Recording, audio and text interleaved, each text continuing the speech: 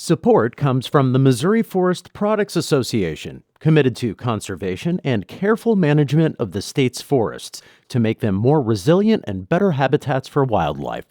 ChooseWood.com. From St. Louis Public Radio. This is St. Louis on the Air. Poor but independent folk whose chief amusements consist of punching each other's eyes. Yeah. A quarrelsome lot. You know, it's funny. Stereotypes are so weird. They're always drinking and they're always fighting. They're childlike. You know, they're storytellers. Oh, they get a tear in their eye. They're dangerous. You know, they're Fenians and they're going to blow up the town. He went over there and massacred, like, almost half the island. I mean, just massacred them with his troops. He told his troops that the Irish had tails. I'm Sarah Fensky.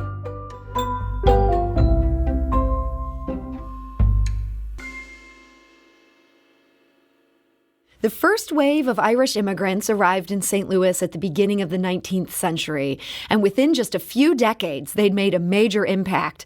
By 1820, 1 in 7 St. Louis residents was native Irish born, and the population only grew from there. But the Irish journey has seldom been an easy one.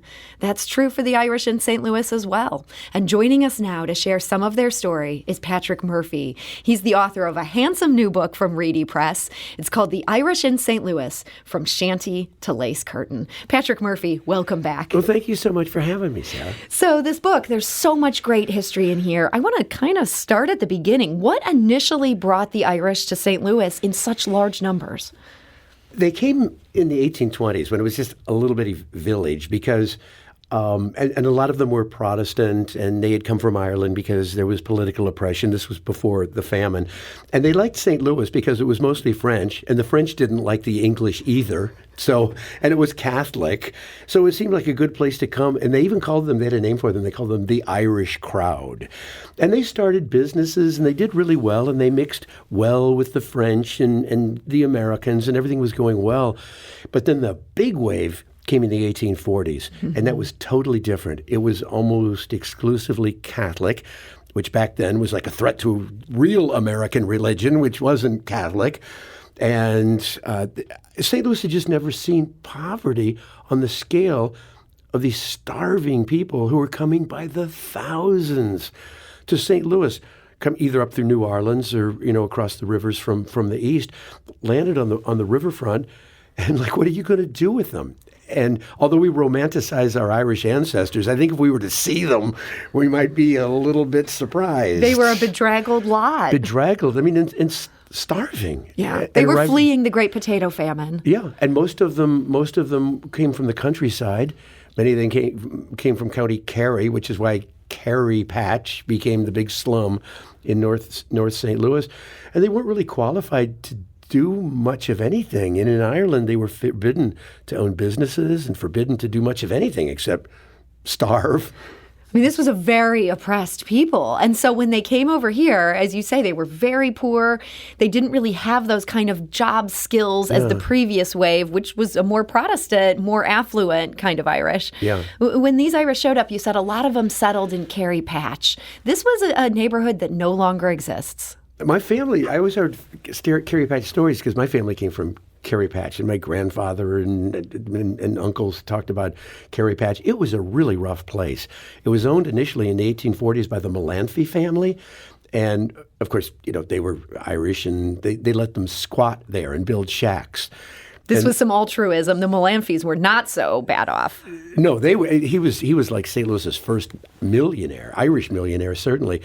And people kind of squatted there and built shacks, and then they replaced them with other slum dwellings. and it was like a number of neighborhoods all linked together by gangs and crime and poverty.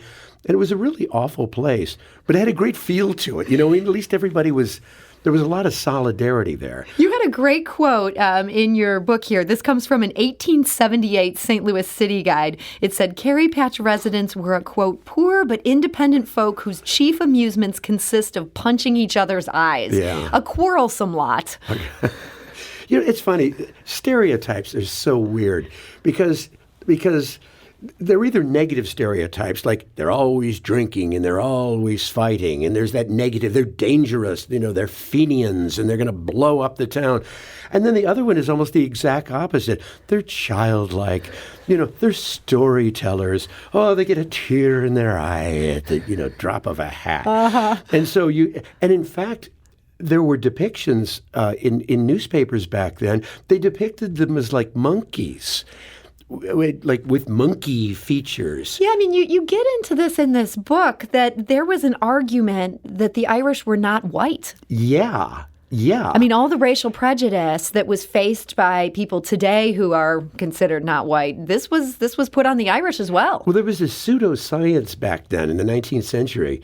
To some degrees, this kind of thinking even exists today. And there are a lot of parallels between the immigrant stories then and now. But there was the good scientists of the day, at least some of them, thought there was a scale of whiteness. At the very top, there was the Teutonic and Anglo-Saxon. Basically your Brits. Yes, yeah. And white America had already kind of decided that the worst thing you could be in America was a person of color. Mm-hmm. And then there was the in-between. And the Irish, they kind of looked white, and they were technically white, if you can imagine such a concept. Yeah. But there was like an asterisk. They were sort of a subspecies of white people. It's just so weird. It's almost impossible to get your head around now. Yeah. But that justifies you then for not treating back in Ireland. Oliver Cromwell, back in the 1600s, he went over there and massacred like almost half the island. I mean, just massacred them with his troops. He told his troops that the Irish had tails. And they believed this? I mean, they couldn't check and see there's no tails here. But imagine a group of people believing absurd things about another people. This is true. I mean, I'm judging them. It's shocking, Sarah. Shocking. Yeah. Well, so for the Irish in St. Louis, this played out in some very violent ways. You get in this book, you get into the history of the 1850s. Yeah. Seems like was a really tough time for the Irish here. There was this big wave that had come over and was still coming over due to the potato famine over there. How did that then play out in St. Louis in ways I think that would shock many people today? They were blamed for everything. They were blamed for the 1849 fire. They were blamed for the 1849 cholera epidemic. 1849 was a bad year to be Irish.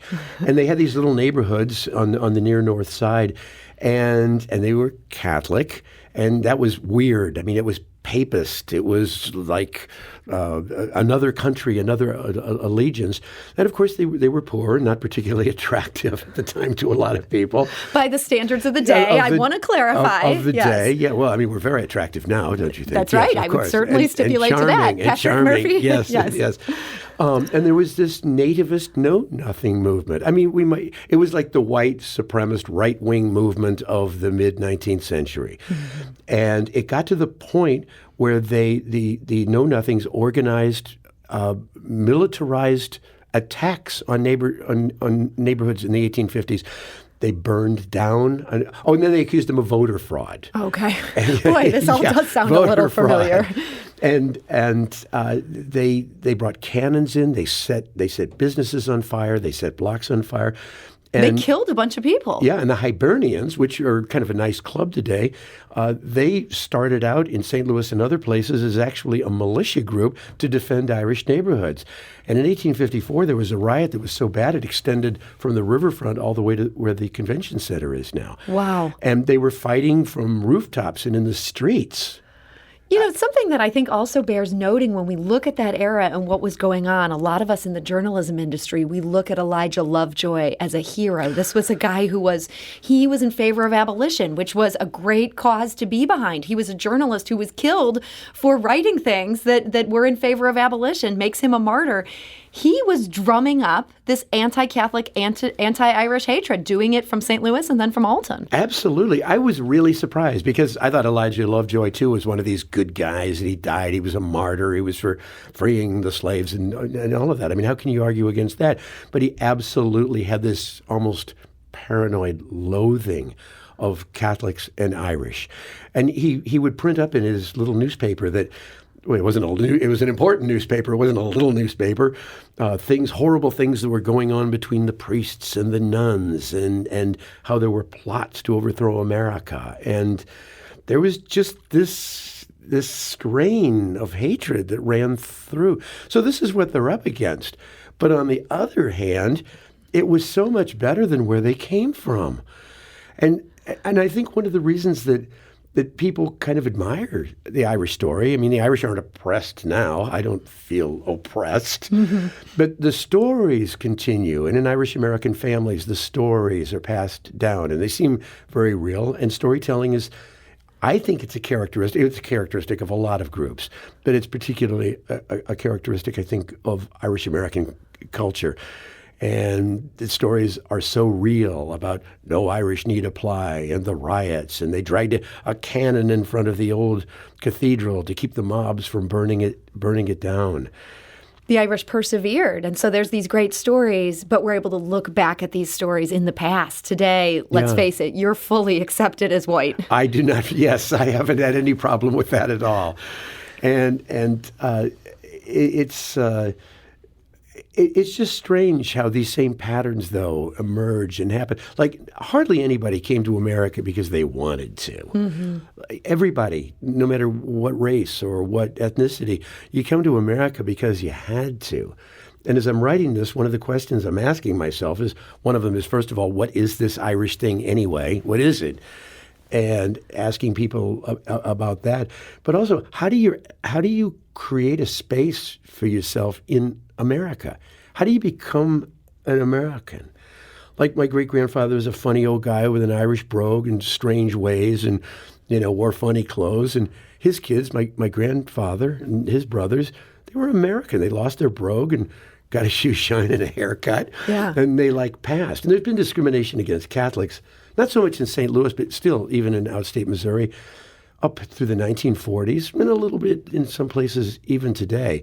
But it was an easier assimilation than a lot of groups went through. We're talking today to Patrick Murphy. He's the author of a new book, The Irish in St. Louis, From Shanty to Lace Curtain, traces the Irish history in this area. There is so much good history here. As you say, they had some real advantages in trying to assimilate. Yeah. One of them, that they came in speaking English. Yeah.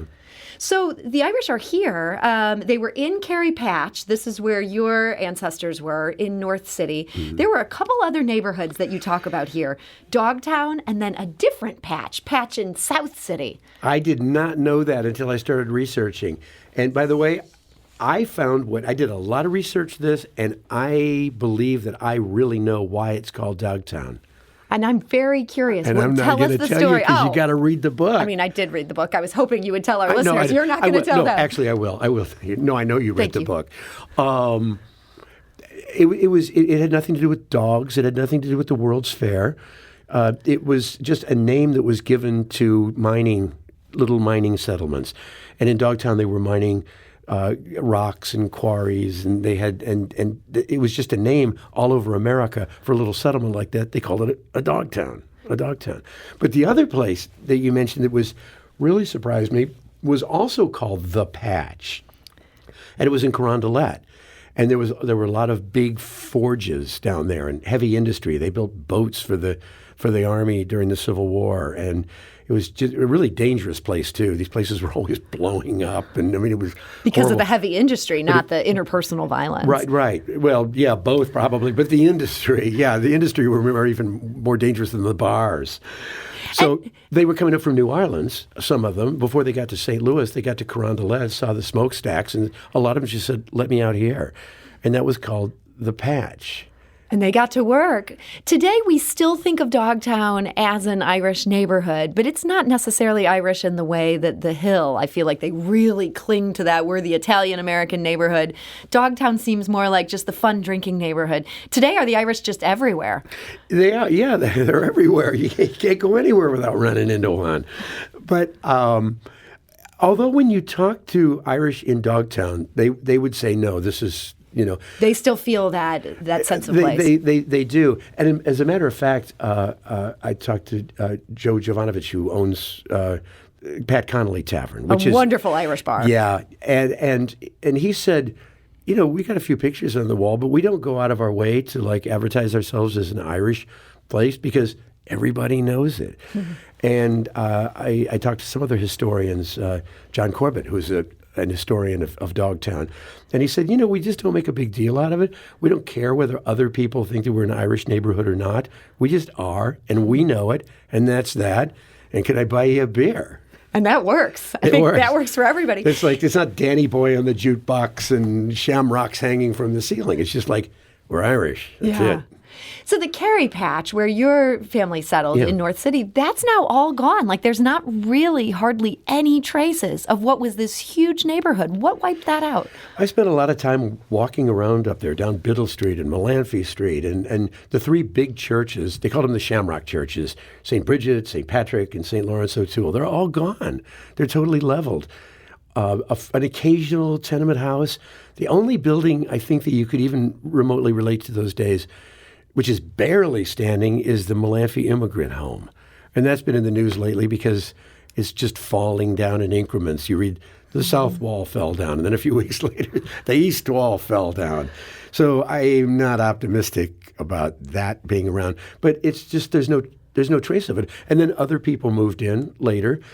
It's almost as if that part of town, somewhere the city decided long ago that this is just going to be the poor part of town. Yeah. And one group of poor people move out and another group of poor people move in who don't really particularly care about the heritage of the people who came before them. They're just trying to survive. Just trying to survive. Yeah. And so there's very little left there now. So there's fewer landmarks when we think about the original Irish in St. Louis, but they still have this huge legacy. I mean, this town would not be what it is if not for the Irish. And it was shocking to learn all the names that are traced back to some Irishmen who showed up here and kind of made things happen. What do you see as the real legacy of the Irish in St. Louis? Oh, that's a good question. I think the Irish have lent a certain flavor to the city. The music, of course, everybody loves Irish music. And that continues to be made here today, as you write in your book. Bigger and bigger all of the time. I think that the Irish, probably because of their past, they developed a sense of humor about the oppression that they went through and sort of a self-deprecating sense of humor as well. There are all these great lines in the book, too, about one of my favorite is one writer, she wrote, being Irish is like having a job you never applied for. Yeah. That's one of my favorites. I mean, as I said, starting this conversation, it is a hard lot. Like, the Irish just had centuries of oppression, and yet you guys are doing great today. Everybody loves a survivor. And it's interesting because the other big ethnic group for a long time in the 19th century were the Germans. And my mother's side of the family was German, and my father's was Irish. And it was like two families from a different planet. I mean, they didn't dislike each other. They didn't even know how to talk to each other. And I grew up thinking that I had two kinds of blood almost. And my mother would say, it's a good thing you've got German blood in you because otherwise you'd be just like your father's side of the family. And my dad would say, off to the side, he'd say, it's a good thing you're Irish because otherwise you'd be as dull as your mother's side of the family. You know what, Patrick? That is the perfect note to end on because the Irish, they're good times, bad times, always exciting times for the Irish. Oh, yeah. Never a dull moment. Patrick Murphy, thank you so much for joining us. Sarah. Patrick's new book from Reedy Press is The Irish in St. Louis, From Shanty to Lace Curtain. He has a reading and signing at the Pat Connolly Tavern. That's this Saturday afternoon. We have details on our website, stlonair.show.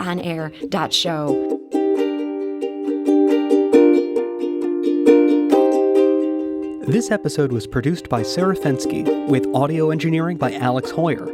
It was mixed and edited by Aaron Dorr, with production assistance by Lily Halloran. St. Louis on the Air is a production of St. Louis Public Radio. Understanding starts here.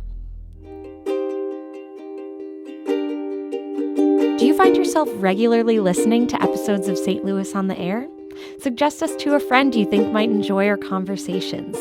And leave us a review and rating on Apple Podcasts on the App Store. It's the simplest way to help people discover our show. Thanks. St. Louis Public Radio is a member-supported service of the University of Missouri, St. Louis.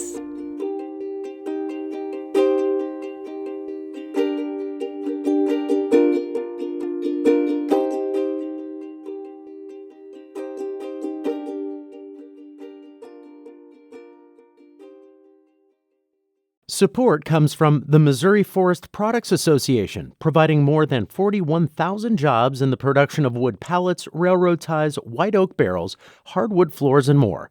Details at choosewood.com.